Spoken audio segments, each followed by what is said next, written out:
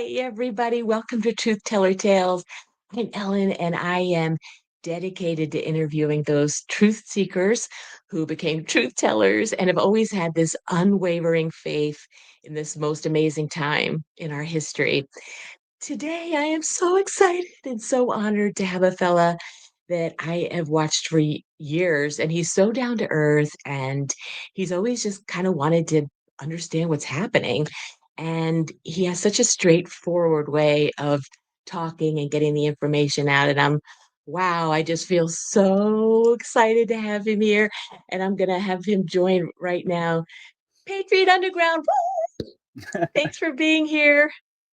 Oh, it's an honor, Ellen. Thank you so much. And we were just kind of chatting, getting to know each other a little bit. And wow, I think this is an incredible mission that you're on right now. It's what a great idea for a channel. So unique, and I think something, as we talked about, is going to be very relevant, especially on the other side of the eye of Yes. the storm, when people start to realize that all of us crazy conspiracy theorists actually we knew what we were talking about all along, and it's going to be quite an interesting process, I think, of getting to know all the people involved in this movement. And I'm just really honored that you thought of me, and I'm really grateful to be here. So thank you.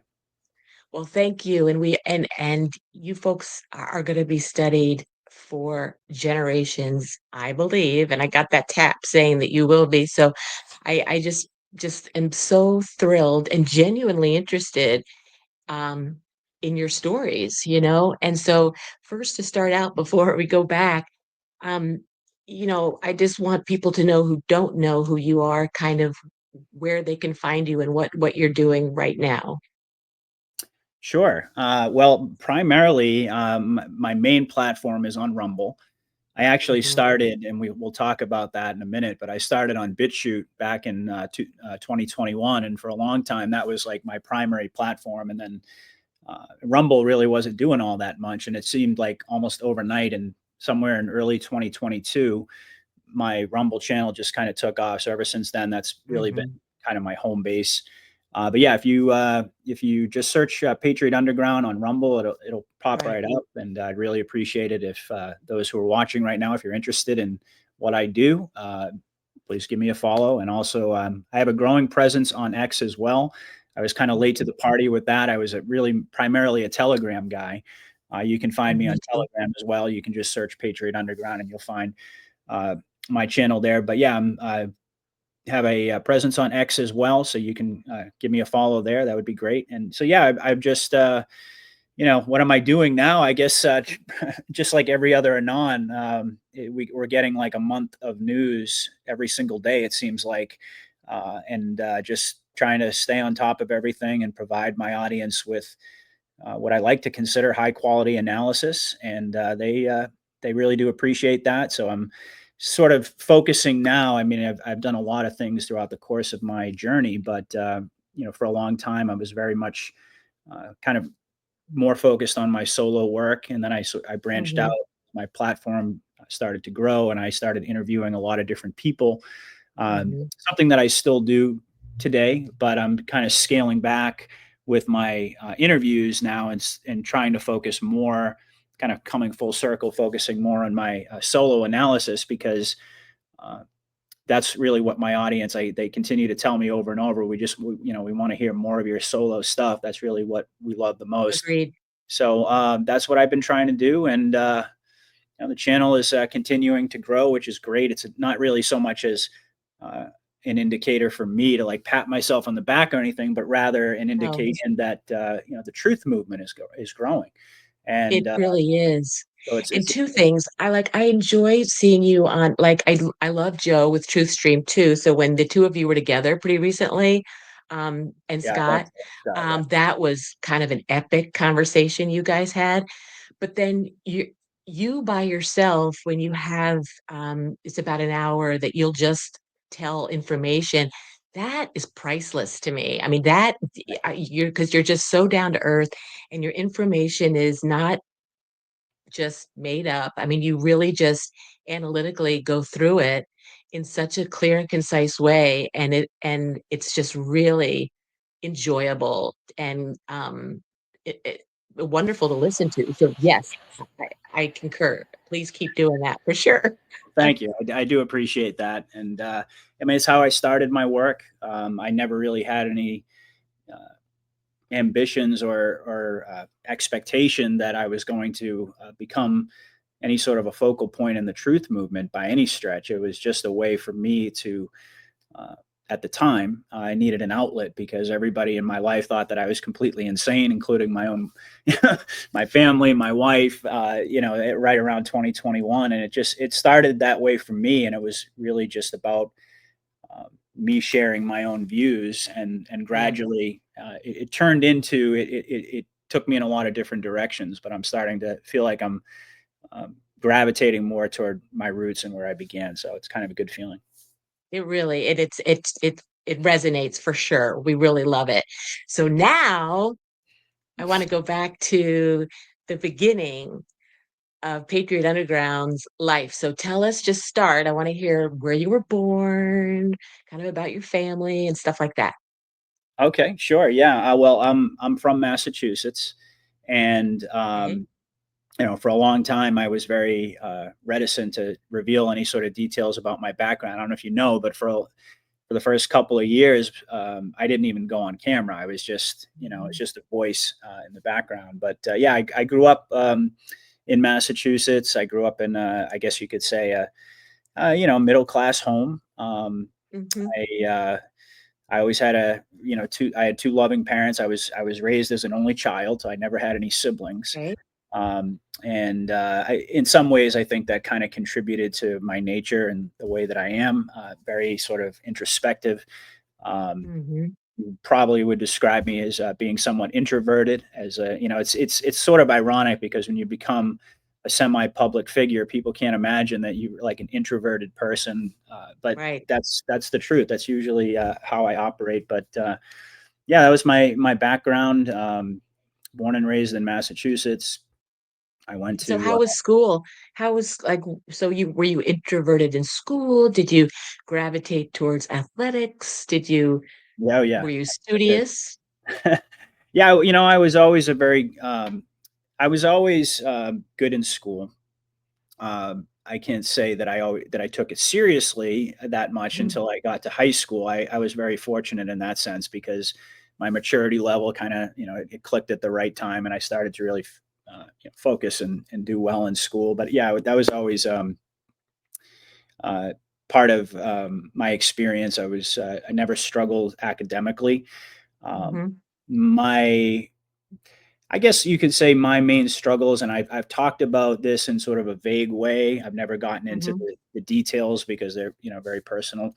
But when I was 17, I had a pretty traumatic event that happened in my life that changed the course of the direction that I thought I was going. I was up until that point, I was very athletic. I played just about every sport you can imagine, except for football. My mother would not let me play football, but I always laugh and joke about it because she did let me play ice hockey, which Oh is my yeah, goodness. just as violent, if not more. But yeah, I played Yeah. ice hockey, basketball, baseball, soccer, you name it. And then when I was in high school, I started to. It was kind of funny because I had to do an art elective, and one of the options because I knew nothing about the arts. I mean, it was like it was just completely foreign to me. I was only into sports, and one of the choices that I had as an elective was an intro to acting class, and I basically took it as a joke. I mean, I remember it being Mhm. in high school thinking, oh, this is going to be funny. I'm just going to go to this acting class and pretend I'm an actor and all these things. And then it turned out that the teacher he said, "Wow, you're actually really good at this," and he convinced me to audition for the high school play, which was a musical. So that was a pretty drastic shift for me. I went from being like a jock athlete, um, taking this intro to acting class as a joke, and then all of a sudden finding myself the lead in these plays. What musical? The first Um, one I did was oh gosh, what was it? I think it was Me and My Girl. It was one of those like hokey tap shows. Um, huh? and I played the like the family lawyer. I think his name was Parchester or something like that. So this was my junior year in high school, and there I am, going from being a pretty good basketball player. I was a starter. A lot of people expected, including me, that I was going to go on to, uh, at least play starting at the varsity level, perhaps even maybe at a small college. I was pretty good, Hmm. and all of a sudden I transitioned completely out of sports into theater. And like I said, that was my junior year, and then my senior year came around, and I ended up getting into New York University. I went to NYU, Oh, wow. so that was a big deal. That was a really big deal for Yeah. me at that point in time. But during that course of my life, like I said, I had something that was very unexpected that just happened in my life that sent me down some pretty dark paths that were, so it's like I maintained, I still went to college, but I was struggling emotionally and spiritually with a lot of things at that point in my life. I'll Well, tell when you. that happened, when Okay. that happened, was it, do you know, whatever happened, do you feel like it had to happen to shape you to for who you are now? In retrospect, yeah, at age 46, yeah, but at age 17, I certainly did not, and that was interestingly enough, that was the age when it happened. I was 17, and it wasn't like it wasn't something that was like health related. It wasn't anything that was like, violent or anything like that. But it was a pretty significant shock that I was not expecting. And I know it's very hard for me to describe without actually telling people what it is, but it's always been it's been my approach is just to tell people that um, I had this really difficult thing happen in my life, and we all have our story. Like some Right, people, uh, they go through life and they don't experience any real adversity until they get to a right. certain age. For me, that came at a time when I was just least expecting it. So it really it altered the trajectory of my life. And I realize Mhm. now, looking back on it, all the things that I learned throughout the years of having to go through that experience that ultimately did come to shape who I am today. And I can look back on it now and appreciate it. But it was pretty hellish to go through at the time because I felt like, here I was going to study acting. I got into one of the best schools in the country, and everything seemed to be kind of lining up for me. And then this event happened, and it pretty much just like took over my life. I did end up graduating from University of Massachusetts. I didn't stay at NYU, and then ultimately, so it's like I was always able to keep my life going, I guess, externally. So like Mhm. if you were on the outside looking in, you wouldn't really see anything going on, but like psychologically, spiritually, I was really depressed for a very long time. Didn't really know what I was supposed to do with my life. I got so disillusioned because everything that I felt like I was uh, I felt like I was meeting a dead end down every path that I went. No matter what I Mhm. did, it's like it just never clicked. It never really worked out. So, but I went through life and I kept going, moving forward. But I Well, never. Go ahead. Yeah. before you skate past that, I'm not gonna dig into that, but when you were at NYU, did you initially go there to perform? Yeah. And then did you just find that environment unsatisfying? I mean, what was it like during those couple Yeah, years? I mean, I'll tell you, it was a heck of an experience going from growing up in the suburbs to all of a sudden at age 18 being in the middle of Manhattan. But Yeah. yeah, I mean, I did. I went there to pursue that dream. I mean, that's what I thought Mhm. that I was supposed to be doing because as much as I enjoyed sports, I knew that I wasn't going to become a professional athlete. I mean, that was my previous Right. passion. So I discovered this, and it I met with success very very quickly, and I got into this amazing school. So I thought to myself, well, this must be the direction I'm supposed to go. Mhm. But then I got there, and I realized that there were every other person there was just as talented as I was, Yes. and they all had their own stories, their own ambitions, and I Right. realized that it was going to be well, I guess the best way to sum it up, and I always remember this on my very first day at NYU at the student orientation. This was like the fall of 1997. um, the the dean of the art school welcomed us all in a speech, and he got up to the podium, and I remember being in this massive auditorium with thousands of people, and he just got up to the podium and he kind of like stayed silent. He just looked around the room, and then he leaned into the microphone and he said, I want you all to remember this one thing.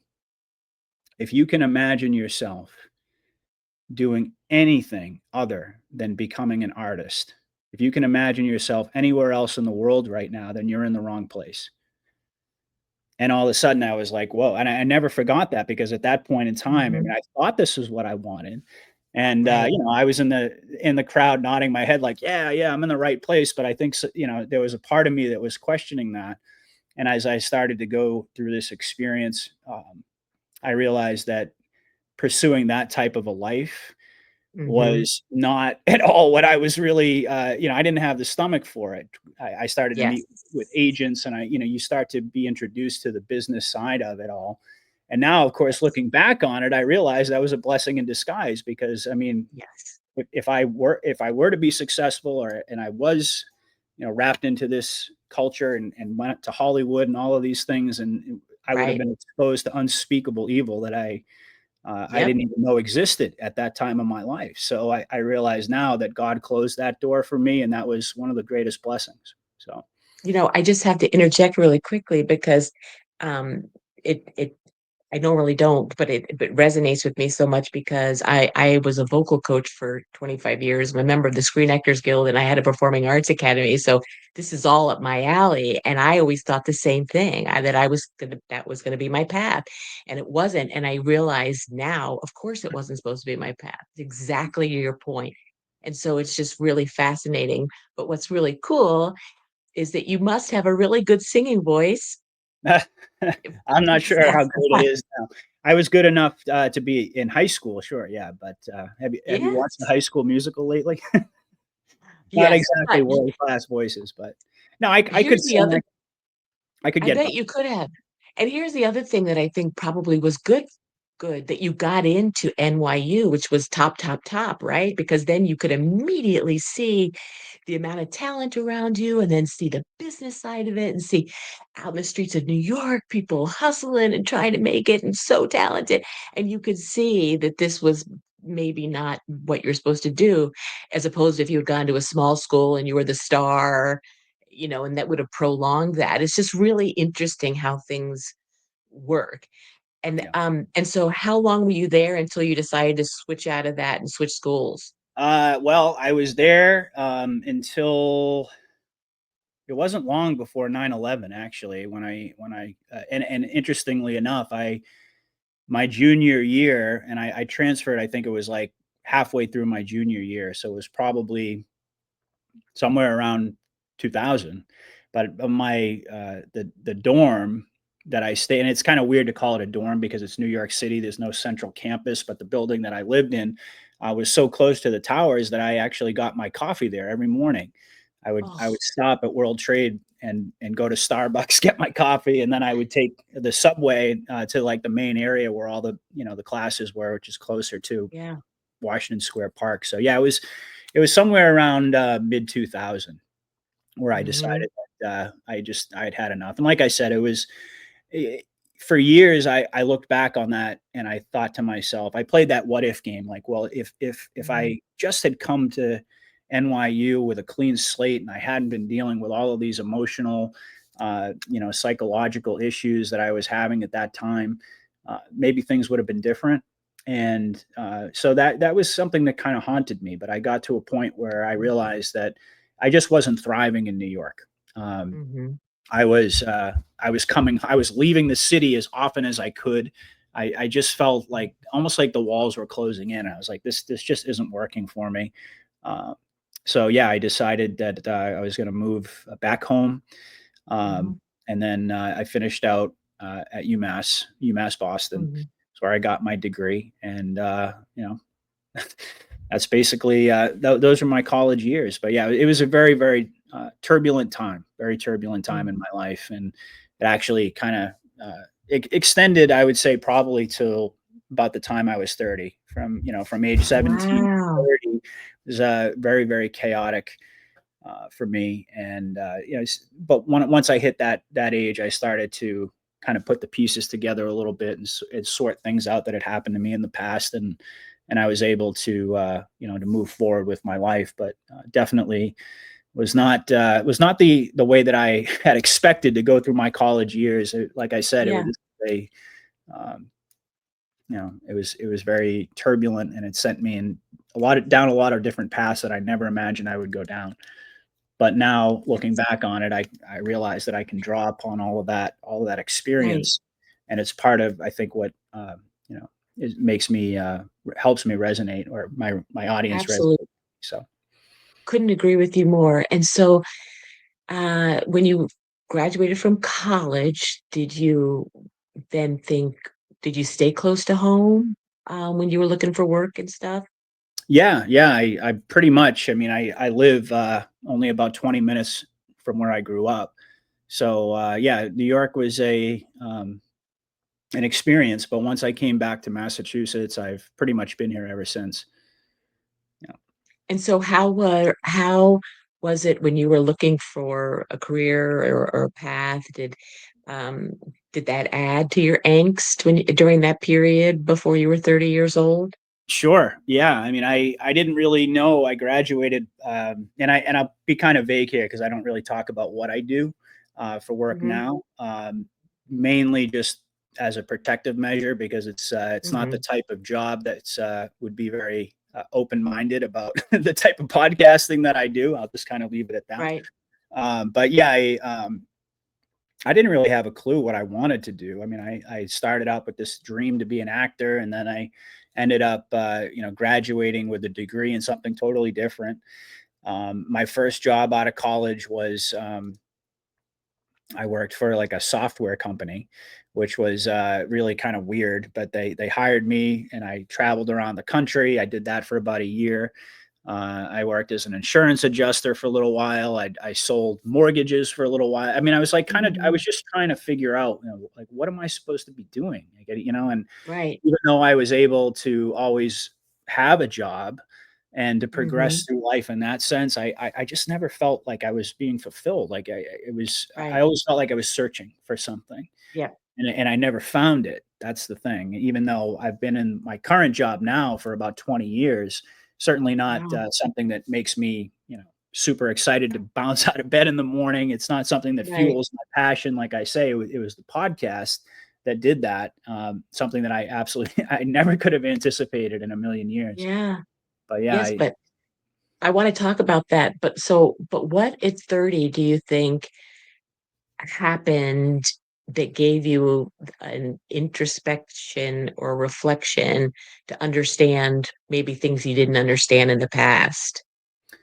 That's a great question. I think probably it was a combination of just getting a little bit older and a little bit more maturity. Um, but there was also an element of, like, there's an old saying, if nothing changes, nothing changes.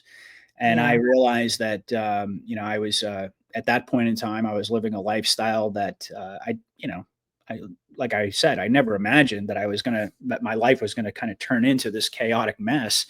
And So I started to make some pretty significant changes in my life and how I was approaching, my day to day, and that started to it started to pay dividends. I realized that I needed to make certain changes. It was difficult at the time too, because I remember at that point I was single, and there were a lot of a lot of my friends, people that I grew up with. They were already getting married. They were buying Right. houses. Some of them were even having kids, and there I am at age 30, like the single guy Hmm. at the weddings, and people are just kind of going, in a nice way, like, when the hell are you going to get your shit together, you know? Yeah. And that's kind of how I felt at that period in time. And it was, I think, partially this feeling like, well, if I don't make some changes here and I don't come to terms with myself, then I'm afraid life's going to pass me by. So I started to do that. And it was around that time where I got the job that I currently have now. Um, Hmm. and Actually, it was a little bit before that. I was kind of my late 20s, is where I finally found my niche, just in terms of my occupation, something that I was good at. Hmm. And and I've been there ever since. I'm 46 years old now, but Mhm. it was it was crazy. It was a really crazy experience. So along the way, would you say of all these shifts that you had and realizations that you had, that it was a self-reflection that you did, or do you feel were there mentors along the way that put seeds into your head? Were Oh your yeah. folks aware? I mean, what was all that about? Yeah, so there were I was very fortunate, like I said, I always had a really good relationship with both my parents. We were always extra close. I think part of that was the fact that um, I was an only child, so when you grow up Mhm. that way, you I can't speak for other people, but I mean, to me, it just seems kind of intuitive that you're naturally probably going to be a little bit closer with your parents because you don't have a Right. siblings. It's a different Yeah. family dynamic. So they were instrumental in guiding me through those years, and it was also the type of a situation where it didn't just affect me; it affected all of us. It affected both my mother Mhm. and my father as well. So I think through all those, as difficult as it was, we became closer through that time period. Mhm. And I also did have mentors that I realize now God sent into my life. Remember, one of them just happened to be the guy who cut my hair, my barber, and Oh. he would talk to me about. He was a born again Christian, and he would talk to me a lot about God and about Jesus when I would go in there. And initially, I was just kind of like, "Oh boy, here we go. I got to go listen to this again." But um, gradually it started to, as the more I was on my spiritual journey and, seeking, trying to figure out, how do I get out of this rut? How do I find myself? How do I just kind of feel connected to the world, discover something that I'm good and passionate about, and all these things. And he said to me, I'll never forget it. He goes, uh, God's got a plan for you. And he goes, I don't know what it is. I can't tell you I know what it is, but he's made it very clear to me that he has a plan.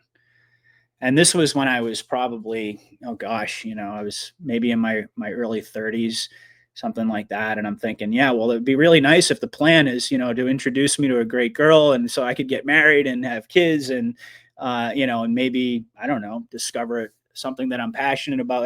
I guess, at the time, I was kind of cynical about it.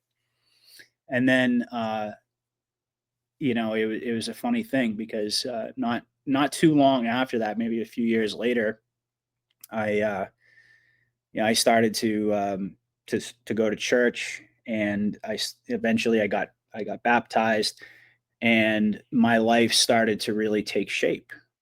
And it was going to be years and years before I was going to discover my passion, but things started to kind of smooth out, and I didn't feel Mhm. like I was I didn't really feel like I was in that pinball machine just Right. all over the place, constantly searching. I started to feel a little bit of peace. And I look back on that now, that experience, and think to myself, wow, that's pretty amazing that he had that spiritual insight, because I do believe that God had a plan. It just was Mhm. not one that was going to be revealed to me for several more years until I was ready. So, Yeah. and he was Very one good. of others. There were others along the way as well who, when I think back on my journey, they played an important role. But But how ultimately, cool is that? How cool is that? Because, I've heard you talk on broadcast before that you're married, right? yeah, And so obviously, though, when you were going through that time, feeling like that pinball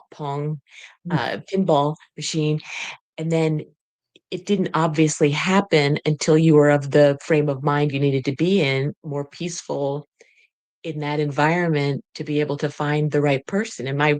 Is that true? yeah, yeah, absolutely. And they say the right person finds you when you stop looking, and that was my experience. Yes. I was Wow. I, I, when I was in my early 30s, and I was watching that my friends and the people, my peers, I was seeing their lives take shape in what seemed to be very organic to me. It was just Mhm. like, and it always somewhat seems that way from the outside looking in, because everybody's got problems and things that are going on with them that they don't talk about and verbalize. But from my Right, perspective, I was thinking, well, what's wrong with me? Why am I so right. broken? Like, why can't I just why can't I just be normal like everybody else? And then come to realize Mhm. now, all these years later, I was never meant to be. But there was that genuine desire to just, to have all of these things and to fit in and so forth. And I can't ever tell you that that happened. I mean, no matter where I go, even to this day, I never really feel like I fit in. I always feel different. Mhm. But I was able to, uh, I guess, kind of like steady things out enough in my life where the right person was able to find me. And I remember right before I met my wife, I had gone on a series of really horrible first dates, and and I was like, you know what, I am just done for a while. I really don't want to do this anymore. There was one in particular I can remember. It was just, it was just a about as awkward and terrible of a first date as you can imagine. I won't get into the details, but it was really bad. And I remember I called a friend of mine to tell him about it. And I was telling him the whole story and whatever. We were kind of laughing about it, and I was like, you know what, I'm done with this for a while. He's like, you know what, why don't you come out with me? I'm actually just meeting some friends because I was a little bit I was feeling kind of sorry for myself. And he said, uh, why don't you come out, and we're gonna go out for dinner, group of people. You might have a good time. It's better than just sitting at home feeling sorry for yourself. And I was like, all right. Right. So I did that, and that's how I met my wife. I sat down at the table, and it was like he had a group of friends, and then some of their mutual friends went out, and it's basically we just all went to a Mexican restaurant at this really big table, and I Mhm. sat down, and there she was right across from me. And Aw. I remember the first thing she just like looked up at me and she said, "Oh, hello." Aw. and and then that was pretty much it. We ended up getting married probably about a year and a half, 2 years later. So it's pretty That's fun. awesome. I love that story. Well, before I ask more questions, I have to ask, um, did you ever go back to that hair cutter? Is he still around anywhere? Was Yeah, he it's funny. local? It's funny. Yeah. He still cuts my dad's hair. I actually went. It's been a while since I've been out there. Primarily because my wife, she doesn't do it anymore, but she was a hairstylist when we met, so she Oh, started cutting my hair. And to this day, she cuts my hair in the basement, like right behind right behind me over there. that's Um, awesome. yeah, so yeah, I mean, it's been actually a while since I've gone out to see him, but yeah. You should. You should go tell him that everything that he said kind of happened for you, which is so cool. And I think that's also people we just never um understand at the moment why people come into our lives, even if it's for a minute. But there is a reason, and I just love hearing that story so much. I really do. So that's awesome. So then, so you've been in the same job and you have this beautiful wife and you've talked about you have um a child, I believe. I have two. When did two?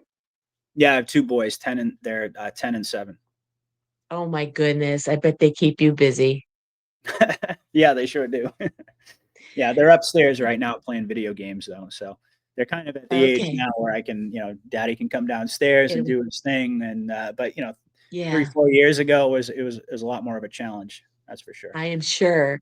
So everything's steadying out. So then when did you what was it that made you start to question the bigger Mhm. stuff? Was it a specific thing, a specific person? I mean, when did that journey start with you? So for me, it was so I ended up, starting that job that I still do now. This was probably around 2007. Um, and then fast forward a few years, I met my wife in actually more than a few. I met my wife in like November of 2012. Mhm. And so this was Obama era, right? This was like Mhm. during his second term. And right around that time, I was starting to really figure out who I was. And I'd always kind of identified. See, I grew up in a house that's pretty radically liberal. I hate to admit it. And as a matter of fact, my family, I mean, outside of my wife and even my kids to a certain degree, nobody knows that I even do a podcast because of, and this ties into, my job as well. Living in Massachusetts, but more so, I grew up with a family with parents that just, couldn't be more different in terms of how they view the world. And because of all the chaos and the things that I went through when I was young, I really kind of felt like that, just dealing with myself was my full-time job. Everything else came second. And so I missed a lot of rungs on the ladder developmentally, in the sense that I didn't really fully understand who I was politically, ideologically. And that started to take shape during that time period. And then there was, I don't remember specifically what it was, but I can tell you that when Obama was elected in 2008, I thought to myself, "Wow, that's great, a black president." I was Mhm, still in that, I was mhm, completely normied at that point. And but witnessing the first term and then getting into the second term and all these things, and I started to connect the dots, and I was starting to pay more attention politically, and realizing that basically everything that we were told on mainstream media was a lie. I mean, I guess you could mhm. say in general that was my main red pill. I just started realizing that the stuff that they were saying just flat out wasn't true. Um, and so I started to experiment a little with alternative information, and I stumbled upon, as many people do. I mean, back in those days, there weren't as many channels. I mean, Rumble didn't even exist, and you really had to kind of search it out. But I came across Infowars, and that was sort of my first series of red pills, I guess you could say. Um, and certainly, I don't see eye to eye with Alex Jones. I look back on that now, and I realize that he introduced a lot of concepts and ideas Mhm, that were completely new to me, that red pilled me and sent me on my own journey. So I was like mhm, around 2012, and then when Q came along, like 2017, I mean, I had been a pretty avid listener of Alex Jones, Infowars, and there were some others as well, but that was pretty much like every single day I would listen to Alex Jones, and I would listen to some of the other people that he had on, like Owen Schroyer and all these other people. And but when they started to come out against Q, originally I remember at first being like, well, what is this whole Q thing? I didn't really know much about it, and then I started to look into it a little bit, and it blew me away. And I was like, oh my God, this is it. This is it. This is it. And they were bashing it. And they were saying, Alex is like, oh, just cue these cute people, blah, blah, blah. So I started to drift away from InfoWars, and I started to get more and more interested in Q. And I was starting to search out, people that were talking about it. And I came mhm, across people like Juan 7. Initially I came mhm. across people like Charlie Ward and Simon Right. Park. I remember in those days, in early 2021, late 2020, early 2021, through the COVID era, and then obviously through January 6th, the stolen election. That those were the people that I were listening to, and I was kind of, I Mhm, was getting I guess, my Q orientation at that point. Um, mhm. but I was so like so many of us at that time. Uh, I couldn't believe. I mean, after having lived through COVID, I mean, that was enough to push me over the edge. And then I started to learn about. Well, actually, let me save that for a moment. So, Yeah. COVID did a lot to really, to push me to the edge, but it was the stolen election that pushed me over the edge, because I was telling Mhm. everybody, and that's at that time I was still naive enough to think that I could red pill the people around me, like the people in my Right. family.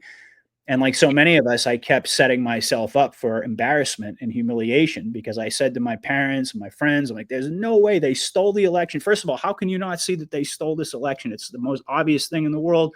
3 o'clock in the morning, the votes just go, shh, and we've got the evidence and all these things, and they're just, yeah, yeah, yeah, whatever. And then I started to say, well, they're never gonna allow Joe Biden to take office. They're Right. gonna storm in there. I'm like, you watch. And I was just Very so yeah. confident, right? And we all know that didn't happen. Now, at the time, obviously, I thought that, oh my God, they're actually letting this man steal this election. Didn't realize that's actually not what happened. That's not what Right. happened, but I didn't know that at the time. And Yeah. so I got into like a really, really deep depression after that, after January 6th, and after, really was the inauguration of fake Biden, that Mhm. I was just like, I was just miserable. I couldn't believe it. I was so depressed. And that was, so that was January. Mhm. And as it turned out, at that point in time, I hadn't really been really fully oriented. I mean, like I was following Q, but I hadn't really gone down the rabbit holes of human trafficking, pedophilia, satanic ritual abuse. And that is exactly where my journey led me post inauguration. I started to dig into those rabbit holes and it completely changed my life. And Mm. I I was in one of the most dark places I've been in my life. And believe me, I've been in some dark places, but this was horrible. And I'm exposing myself for the first time to all of these unspeakable evils. Um, Mhm. and I think it was the combination of those things. It was the combination of like COVID, the stolen election, the embarrassment, the humiliation, the disillusionment, and then subjecting myself to this evil. And yet knowing, even though I didn't have the answers, I knew that something was happening. I knew that there was Yep. some sort of a plan going on to save the world from this evil. And then, it was a weird thing that happened. I went to bed on March 20th, I believe it was, of 2021. Mhm. No expectation of what was going to happen the next day. And I woke up that morning and I remember lying in bed and I could see like it was a beautiful sunny day. And I was just like kind of rolled my head over as I was opening my eyes and the thought just popped into my head, go get a laptop and start talking about it, start doing a show.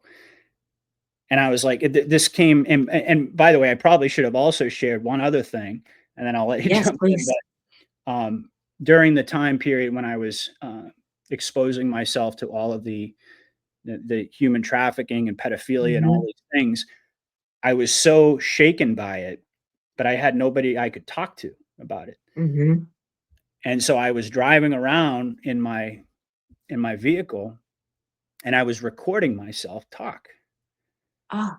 So this happened. It was like right after the stolen election, right after like during the inauguration, like during like a 6 week period. It's almost like God gave me like this kind of like warm up session. And I didn't know what was happening. I mean, Ellen, I thought I was losing my mind. I'm driving around drinking my like most people drive around, drink their coffee, they listen to music or whatever. They're just kind of waking up, and I'm like hardcore, like processing all of these things and recording myself doing it. And I couldn't figure out why I was recording myself, but I felt like I needed to hear myself talk. Because I couldn't talk to anyone.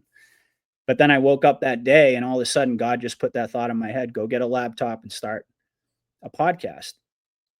And that's how it happened. And I remember Wow. I turned to my wife and she was like, I said, I think I'm going to go down to Best Buy.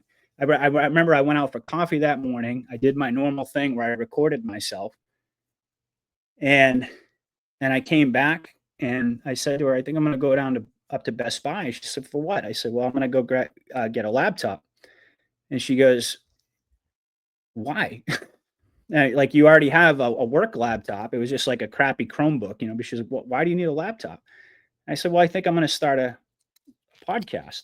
And she just looked at me and she was like, a what? I mean, that's the thing. It came out of nowhere. Like I'd never talked Yeah. about it before, never mentioned anything along those lines. I never told her that I was driving around recording myself or anything like that. Cause I thought she would think, my goodness, what kind of a nutcase did I marry? But that's how it happened. And I remember I came home that day and I did a video, and I didn't think anyone was going to listen to it. And Right.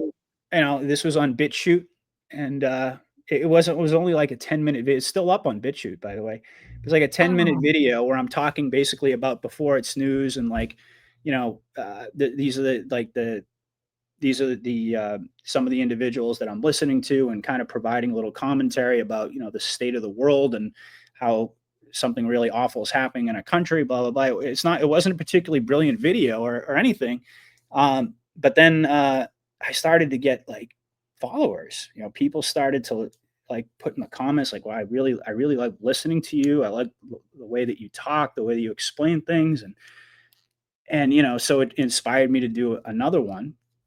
And all of a sudden, I did a coffee chat where I recorded myself and I actually posted it, and I was like blown away. I got like 5,000 views over a couple of days or something, and back then that was like mind-boggling to me. I couldn't imagine that 5,000 people would Yeah. listen. And so that's how it started, and it just kind of it's been one heck of a ride ever since then. That is, I love hearing that. And so back then, because your parents were and probably still are very, very liberal, and you live in Massachusetts, which is liberal in general, right? h- did you at that time start to think, should I tell people? Should I not? I mean, because after that period, you probably had already been through, because we all went through our naive period. I did with my family, where I was like, can't you see Biden's earlobes are different? Yeah. And my family was like, you're crazy, mother. Yeah. But so Mhm. when in that period did you decide, how am I going to play this? How, you know what I mean? Yeah, well, I mean, it was such a strange thing because I didn't expect it. For me, it was just the way I envisioned it at the time was I didn't know where these ideas were coming from, but I knew that they weren't really fully from me in a Right. sense because I never had any desire to do a podcast. Now, Yeah. obviously, I have an acting background. So, Right. I guess to some degree, there was this kind of a connection there, but I thought, like, Yes. but I didn't have I didn't think anyone was going to listen. Like, why would anybody want to listen to me talk about my opinion about what's going on in the world, especially given the fact that my experience up until that point had been anytime that I'd spoken about any of these things, I was met with outright hostility and Yeah, I anger bet. and all of Yep. these things. So like I didn't think that there was going to be I had no idea that there was a whole world out there. There was a whole community of people that were desperate just like I Yep. was.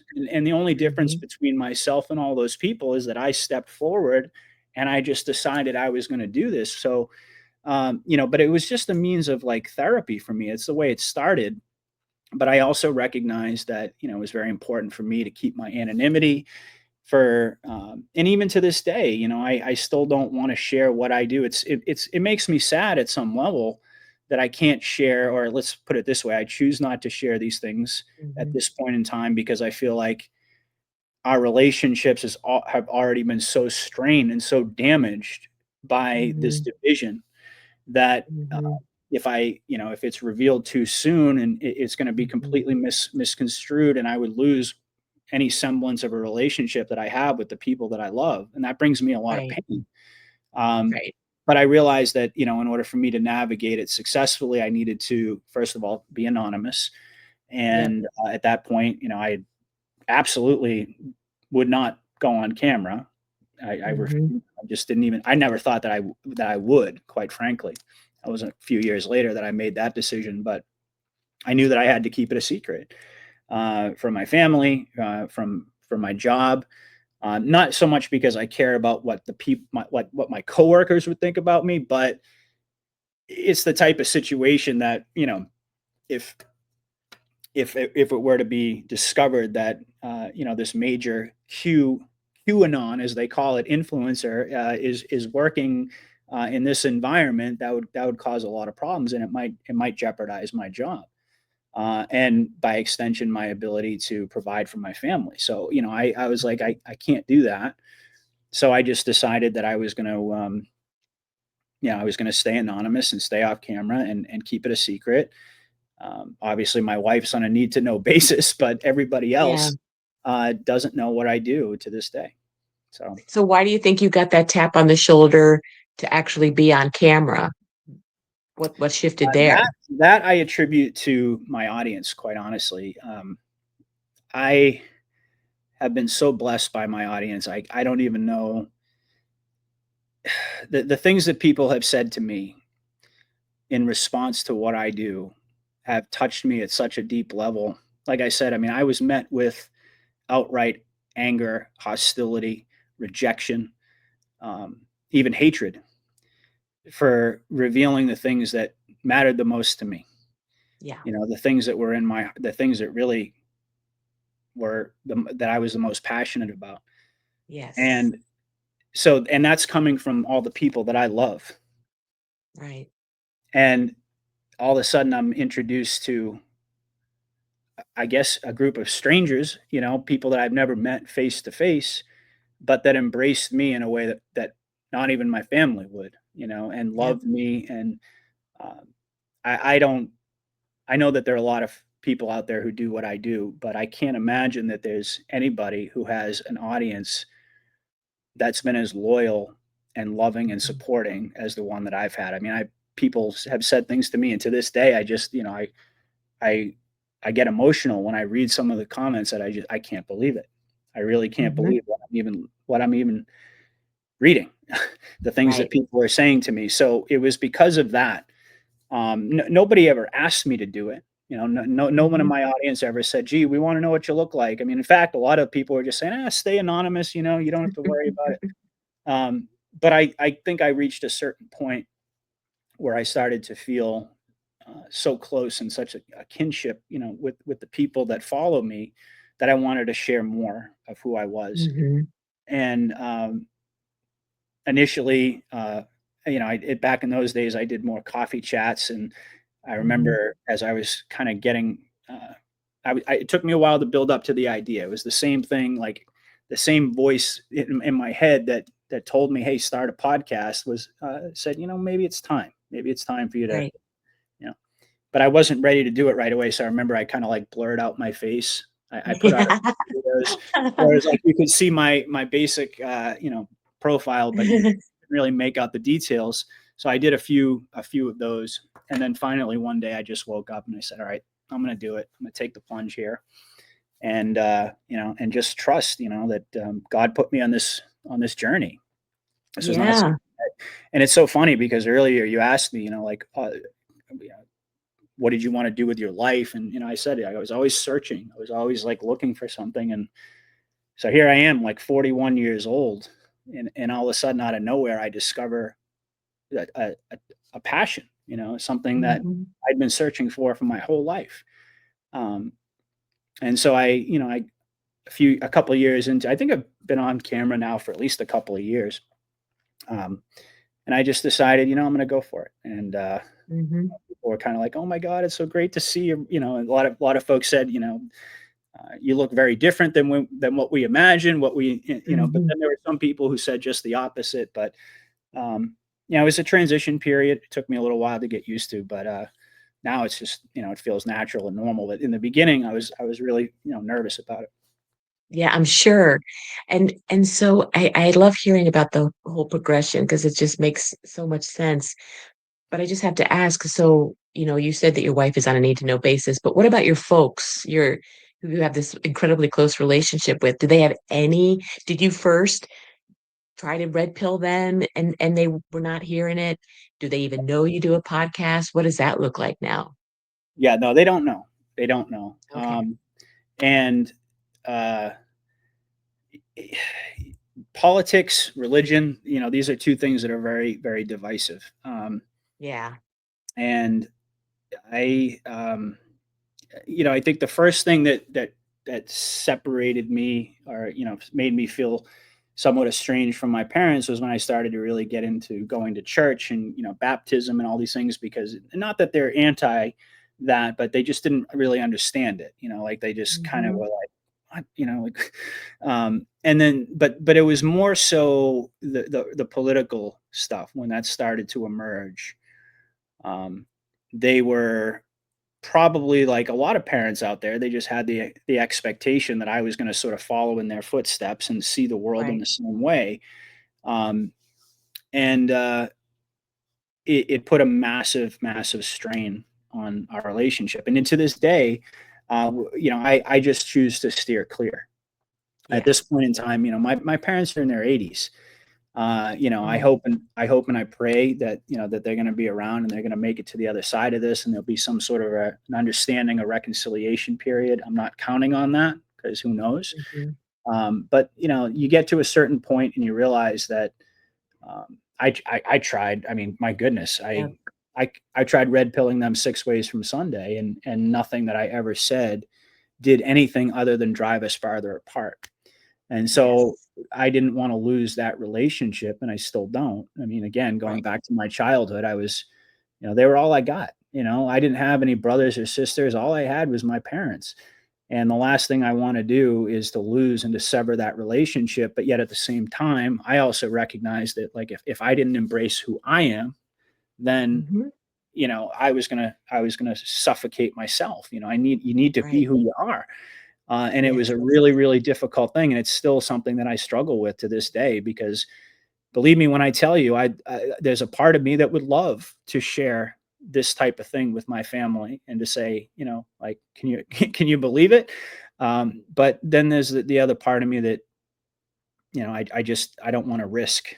Uh, I don't want Right. to risk losing them because I love them so dearly, and my hope and Yeah. my prayer is that, like I said, they'll be around when all of this stuff comes full circle, and there'll be like a truth healing reconciliation period. And I'm not Yes. unlike probably most of us out there. We all have people in our lives that we want that. That I was just gonna say that. I think a lot of us feel that way, and I feel like, I think that's why we feel really optimistic because we know there's gonna be a time where this covert operation is gonna be over, and there's gonna people are going to need to know and have to know. There's not gonna be an option, right? And, and whether your parents are here for it here or they're here for it on the other side, they're gonna know one way or another, one way or right? another, right? That Yeah, that yeah. you knew what was happening. So the last topic I always like to talk about, because this is the common thread I've seen with, you the folks who have been such warriors during this time, is you've had an increase of your connection with God and your spirituality. And with some of the stories I've heard, it was a sudden thing, and some it was a gradual thing. And just from what you've told me, there were some taps very specific that you got along the way. But then do you feel like it's increased this connection that you have with God and this peaceful feeling of something more?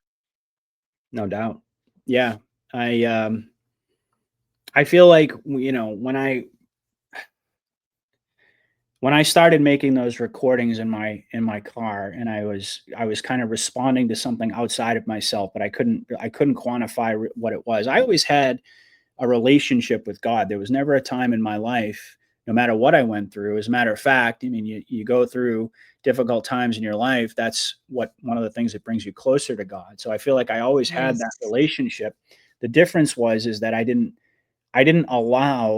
really fully understand what that relationship was, how it was really manifesting in my life, and how I could take direction from it. And it Hmm. wasn't until because I had every reason to not do what I do, as I've explained. Hmm. I had a million reasons to not do it, to not get behind a microphone, to not put myself out there, etc. But I felt such a strong prompting that I knew was coming from some place even beyond myself, and I Hmm. recognized that it was God that was I mean, especially once I started to do it and I started to see the result of what I was doing, I was like, "Holy crap, like this, this is amazing." And ever since then, I feel like I put my life in his hands, and Yes. it's completely changed the way that I operate. And it's been something that it's never an easy, living your life on spiritual principles and giving your life over to God isn't always easy because you have to Right. you have to learn to trust, you have to learn to let go, you Yes. have to learn to walk through fear. Um, and you have to learn to allow God to basically, to determine the outcome of the actions that you've taken. So that's not they call it a leap of faith for a reason, and that most Yeah. most people, even though they may have a belief in God or a connection, they still kind of retain their own will and they still want to do things their own way.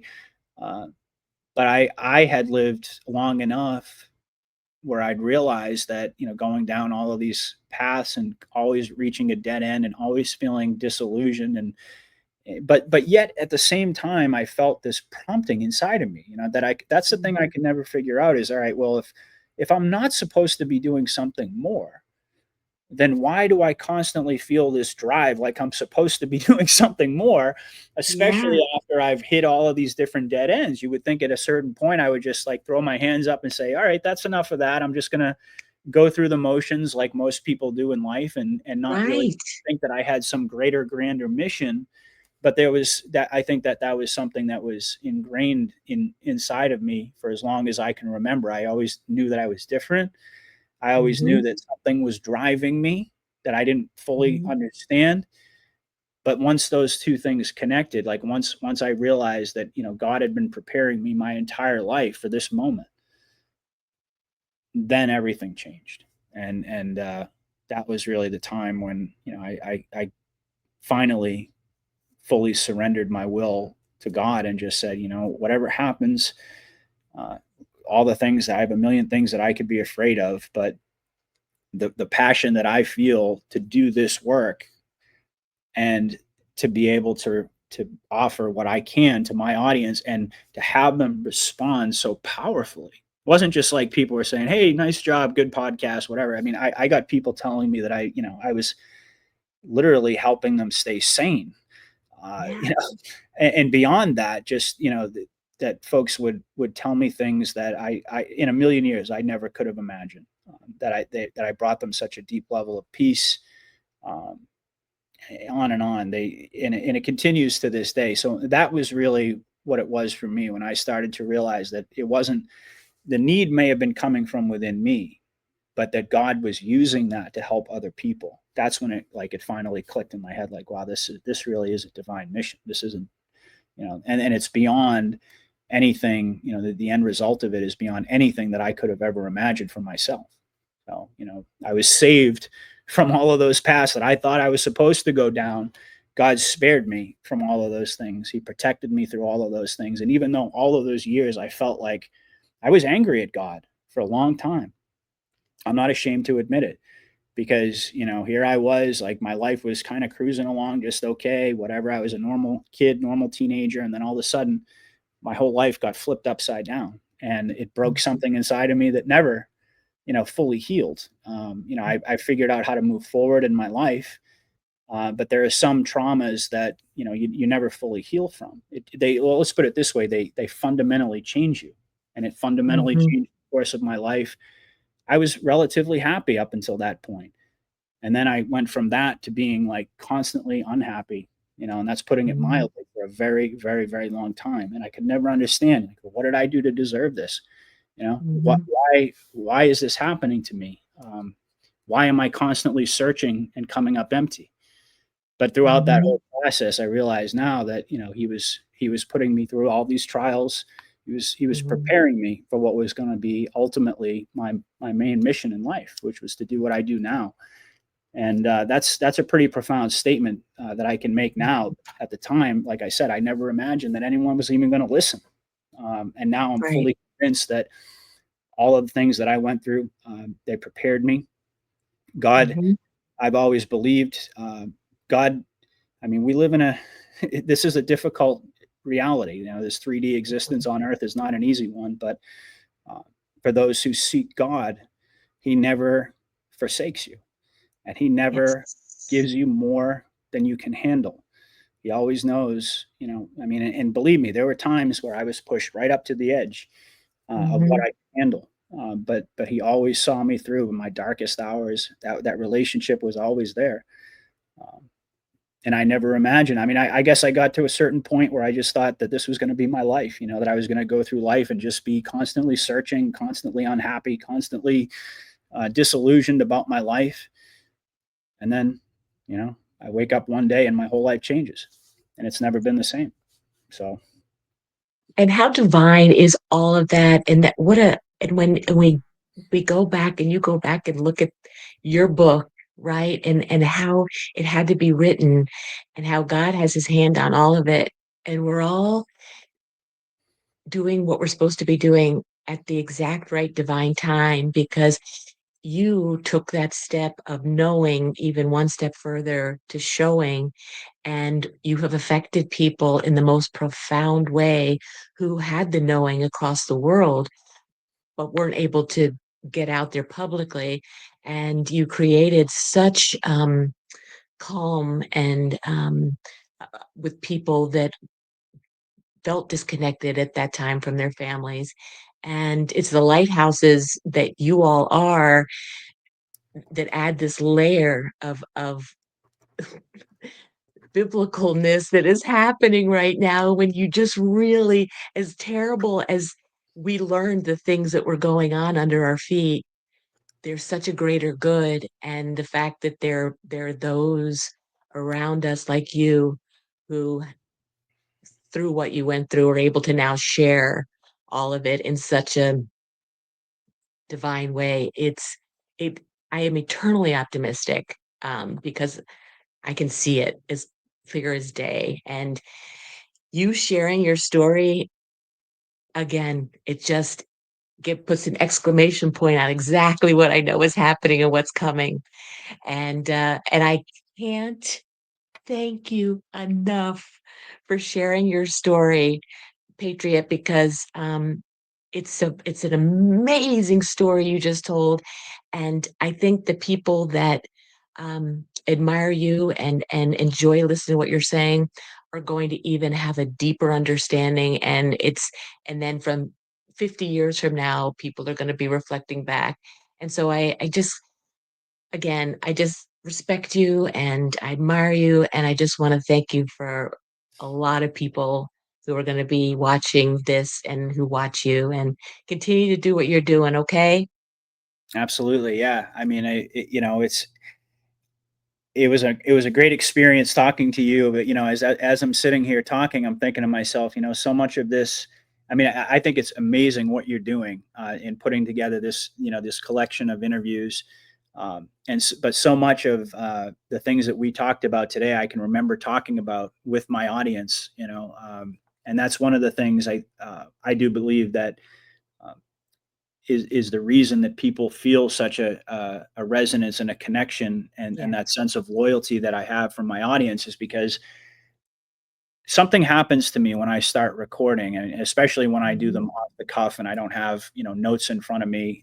Something just takes over, Hmm. and the Holy Spirit, and I think that what happened is that I have already shared so much of myself with my audience. I mean, I always say, look, some people have said, well, what did happen to you when you were 17 and this and that. But the reality is that it doesn't really matter. Like it Hmm. matters to me, right? Right. But it doesn't matter to everyone else. But I think it's more effective to talk about, the big picture, not so much about what happened, but what happened Right. as a result, because that's something that Yes. everybody can relate to. But it's been a great experience talking to you today, and I'm so glad that we had this opportunity, and it's kind of reminding me a lot of how I started. It's been a while since I've told my story, but people who have been through the ringer, people who have really tasted hell, and Hmm. come back to tell the story. Eventually you realize that you're always going to be afraid. There's always going to be things that are going to want to hold you back, but there is a fate worse than death. And I realized that I was not going to once I discovered the horrific realities of what we're really up against here, Right. I thought to myself, no matter what happens to me, at least I'll know, at least my soul will be at peace knowing that I did something and that I spoke up. And so it's been great to talk to you today and kind of go back and so often nowadays I'm just focused on like the latest news and trying to keep up with everything that I tend to forget the early days and how much of this the personal stuff that I've shared with my audience and now with you and your audience. So once again, Yes. thank you so much. Thank you so much. And I can't imagine why you're getting caught up in what's happening. Like there's nothing happening, right? I know it's just so boring right now. It's just so boring. So thank you again. And I just, it's been a treasure having you and I'll continue to watch you and all the incredible news that you share. And thank you for all you do. Thank you, Alan. I appreciate it. All right. Take care of yourself. Bye.